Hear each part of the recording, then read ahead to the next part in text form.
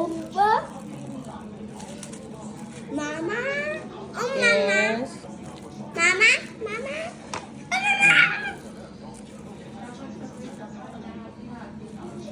Yum, yum, yum.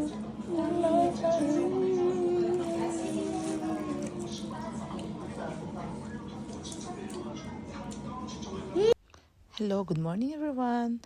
Let's eat our breakfast today. Iba't ibang uri ng kakanin. Yan, ang sarap po ng bibingkang kanin. At ito ang suman sa liha. Actually, miss na miss ko tong suman sa liha na to na may sariwang nyog. Tapos nilagyan ko siya ng konting asukal. Konti lang para hindi matamis. Hindi po kasi ako mahilig sa matamis eh. At tinikman ko din naman po lahat yan.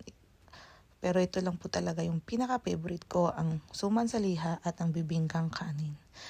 Happy eating tayo dyan!